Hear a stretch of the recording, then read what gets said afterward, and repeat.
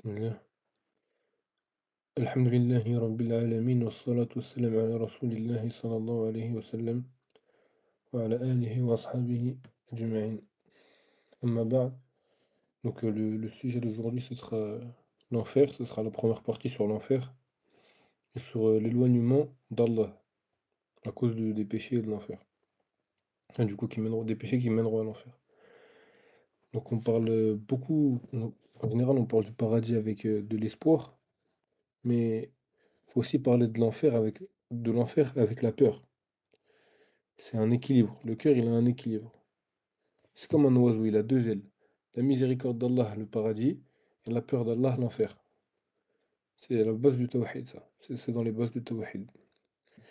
Allah, il nous dit وَاتَّقُوا النَّارَ الَّتِي أُعِدَّتْ لِلْكَافِرِينَ dans Ali Imran.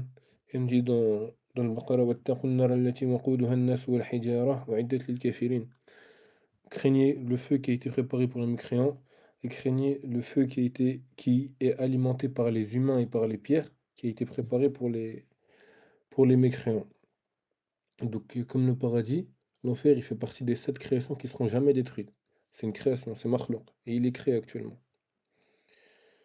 Et dans plusieurs mufassirine ont décrit qu'il était déjà créé, hein. L'enfer et le paradis sont déjà créés.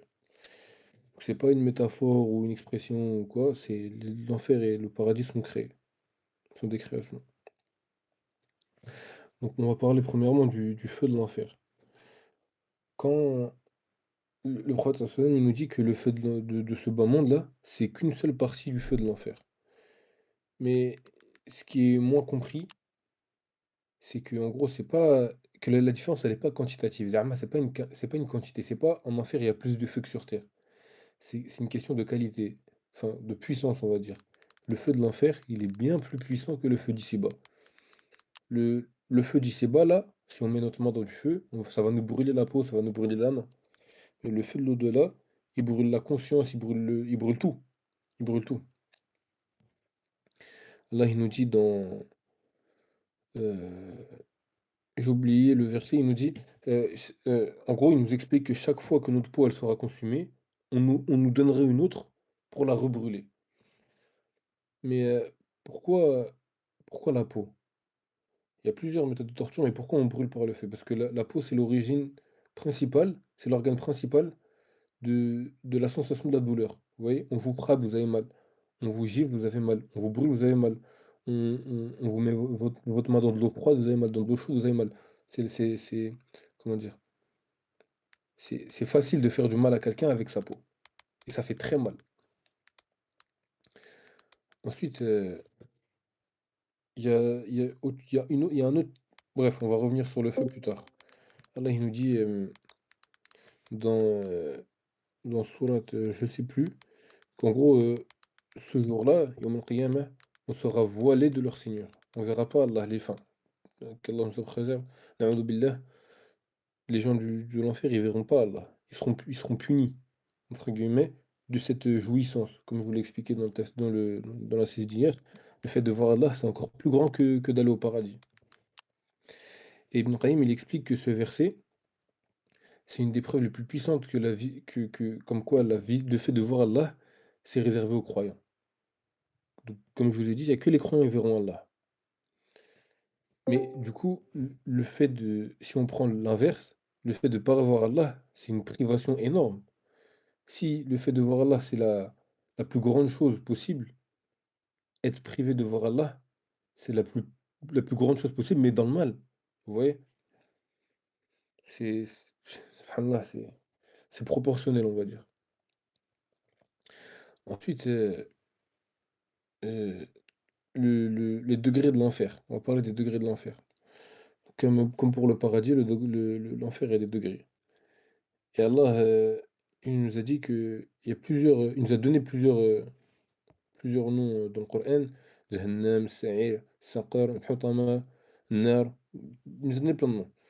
Et il nous a donné aussi, il nous a dit, enfin, en gros, ce qu'on a appris des savants, des ulama, je crois du prophète sallam d'ailleurs, je sais plus si c'est à lui la parole, mais que le plus bas degré de l'enfer, donc le moins dur, le moins violent, c'est celui qui est réservé pour les croyants qui ici-bas n'ont pas assez œuvré ou qui ont eu trop de péchés ou yani ceux qui vont devoir se repentir en enfer, on va dire, se purger en enfer, se purifier de leurs péchés en enfer.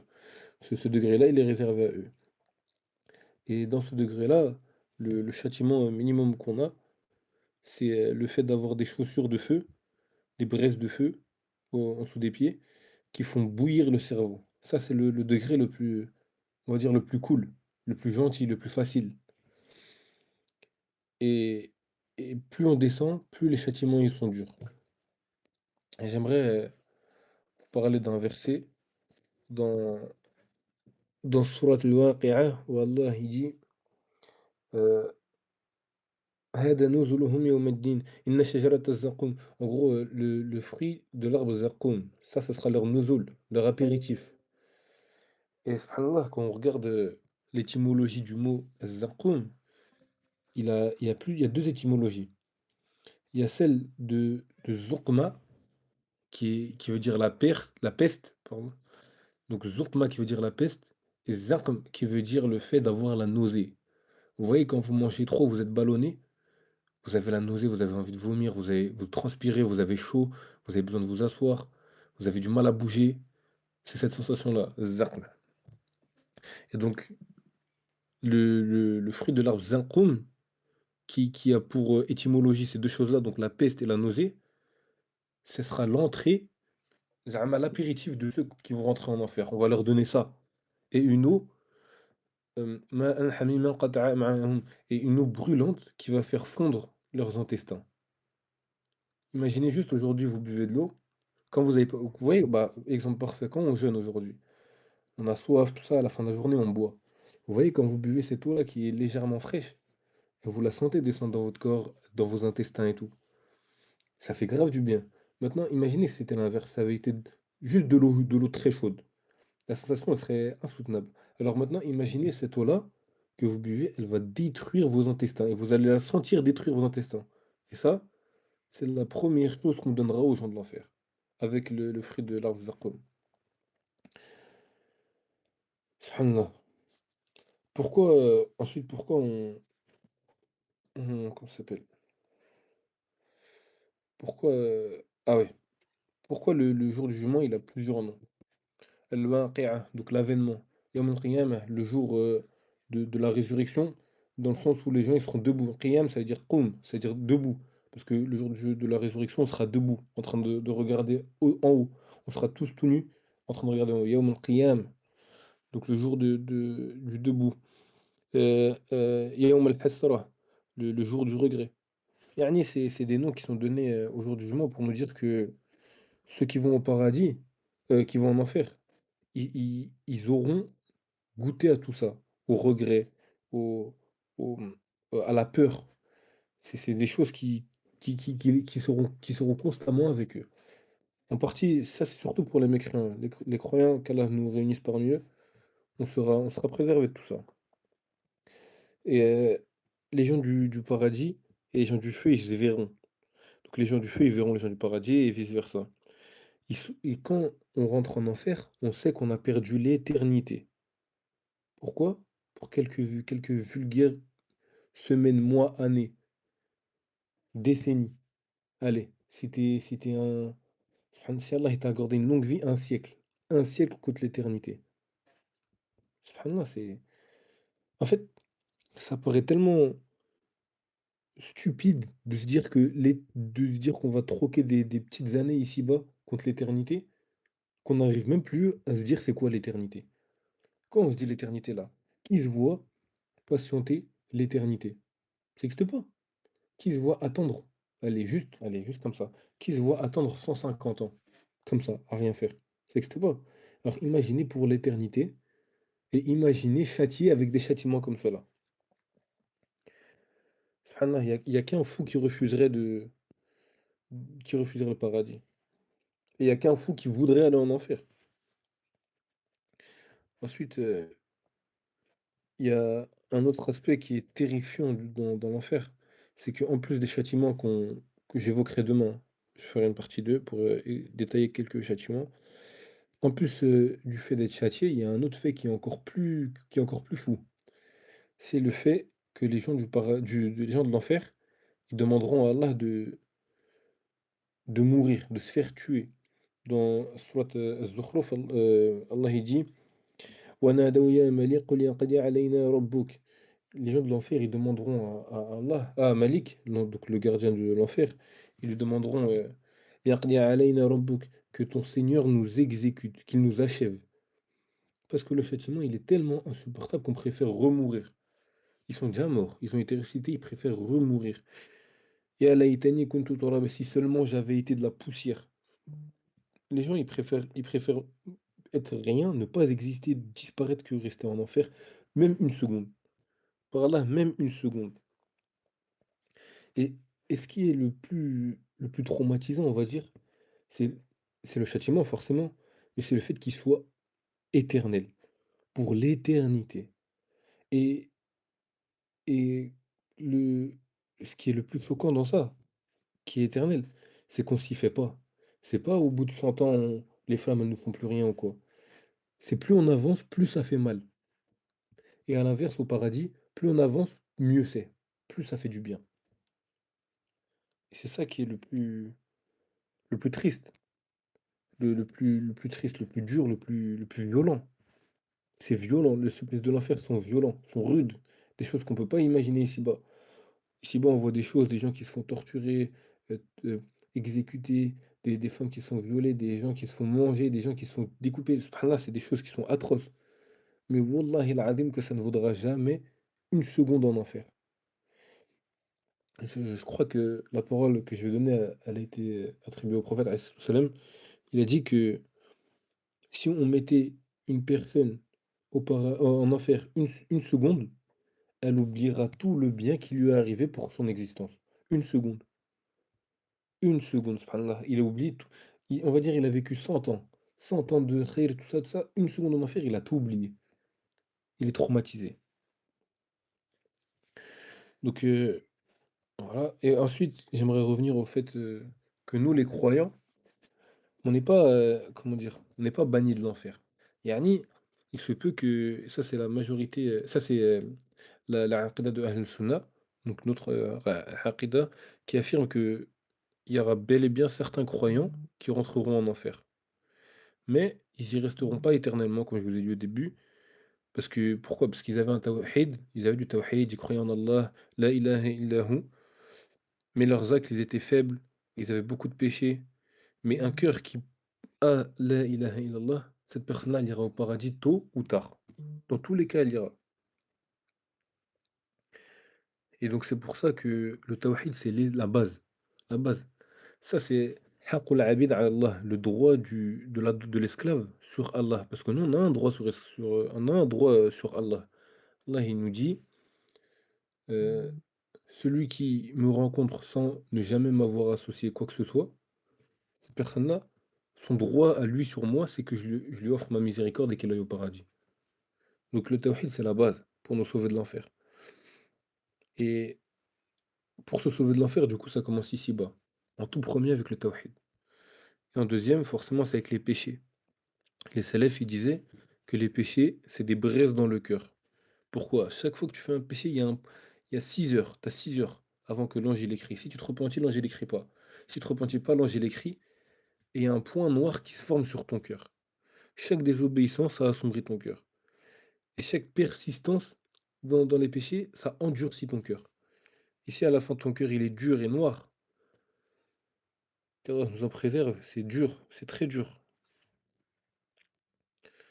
Donc pour conclure cette première partie sur l'enfer, faut s'en préserver. Parce que c'est un châtiment qui est continu et qui fait que d'augmenter, qui est que croissant. Il doit, on doit avoir peur de ce châtiment. Allah, il nous dit, Nabi ibadi anni ana al-ghafur rahim. Il dit au prophète, dis à mes serviteurs, à mes esclaves que je suis ana al-ghafur rahim, le pardonneur et le miséricordieux. Wa nabbi'hum an wa nabbi'hum anna adhabi huwa al-adhab al-alim. Et préviens-les également que que adhabi huwa al-adhab al-alim. Mon châtiment, C'est le châtiment. C'est le châtiment avilissant. C'est celui-là. Il y a pas de châtiment qui est plus dur que A'adha. C'est le plus grand châtiment. Il faut se rappeler du coup, pour éviter ce châtiment, qu'Allah il a multiplié les portes du repentir. L'istighfar, le dhikr, les sadaqas. Allah il nous a donné sur un plateau d'argent les, les, les, les plusieurs moyens de se repentir et d'atteindre sa miséricorde. Et il pardonne tout jusqu'au dernier souffle. Si aujourd'hui il y en a qui font du shirk, que ce soit asghar ou akbar, peu importe, repentez-vous. Allah il nous dit euh, قل يا عبادي الذين أسرفوا على أنفسهم لا تقنطوا من رحمة الله إن الله يغفر الذنوب جميعا. Dis, ô mes serviteurs, ceux qui avaient commis des péchés à votre propre détriment, parce que quand vous faites des péchés, vous faites du mal à vous-même. J'en parlerai demain, vous en faites pas. Vous faites du mal à vous-même. La taqnatu min rahmatillah. Ne soyez pas, la taqnatu min rahmat- ne soyez pas désespérés de la miséricorde d'Allah. Inna Allah yaghfiru dhunuba jami'a. Inna, c'est un ta'kid en langue arabe. Le ta'kid, ça veut dire quoi? Le ta'kid, ça veut dire que il appuie le sens. C'est-à-dire que vraiment, certainement, Allah yaghfiru dhunuba jami'a. Allah, il pardonne les péchés jami'a, tous sans exception. Même le shirk, il le pardonne ici-bas. Après la mort, c'est autre chose. Mais ici-bas, Inna Allah yaghfiru dhunuba jami'a. Jami'a. Dans leur ensemble, tous. Tous, tous, tous. Donc, on, on demande pardon à Allah, de l'istighfar, on demande pardon à Allah, on peut faire des sadaqas, on fait des bonnes actions, on fait des salats surrogatoires. Inna salata ya'muru bil fahsha. Et la salat, inna salata yanhu 'anil fahsha.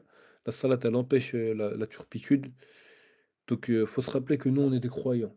On va pas aller en enfer, sauf si on le veut. Et si on le veut, si on fait des péchés, on ne se repentit pas. Donc, on ne doit pas avoir peur dans le sens où on est paralysé, et cetera. Au contraire, la peur doit nous réveiller. On doit se dire: «Ah, je veux pas aller en enfer, je vais agir. Ah, je veux pas aller en enfer, je vais aller prier. Ah, je veux pas aller en enfer, je vais pas faire ce péché. Je veux pas aller en enfer, je vais lutter contre ce péché». Parce que parfois, le nefs, il nous demande de faire des péchés, c'est dur, vous voyez? Par exemple, pour les hommes, on est là, on marche dans la rue, on baisse la tête, on voit une femme belle devant nous. C'est dur. Une femme, elle veut sortir, son hijab parce qu'elle veut c'est dur pour elle de c'est dur. Subhanallah. C'est des choses qu'Allah il a rendues difficiles. Mais s'il nous l'a imposé, c'est qu'on peut le faire. Donc, on se repentit, on lutte contre les péchés et on se rapproche d'Allah au maximum. Comme je l'ai dit hier, on se rapproche d'Allah au maximum. Parce que le feu de l'enfer, c'est pas seulement le contraire du paradis, c'est l'éloignement d'Allah. Comme au paradis on est proche d'Allah, en enfer on est loin d'Allah. Donc c'est pour l'éternité. On joue l'éternité contre quelques années. Donc voilà pour aujourd'hui. On reprendra demain la partie 2, Inch'Allah, parce que ça fait déjà 20 minutes. On reprendra la partie 2 où je détaillerai un peu les châtiments ici-bas et dans l'au-delà. Parce qu'on est châtié ici-bas et dans l'au-delà. Bref, j'en parlerai demain parce que sinon je vais débattre, je vais aller prendre. سبحانك وبحمدك نستغفرك ونتوب إليك وصلى الله على نبينا محمد وعلى آله وصحبه أجمعين الحمد لله رب العالمين وبارك الله فيكم. Celui qui a une question, Bismillah.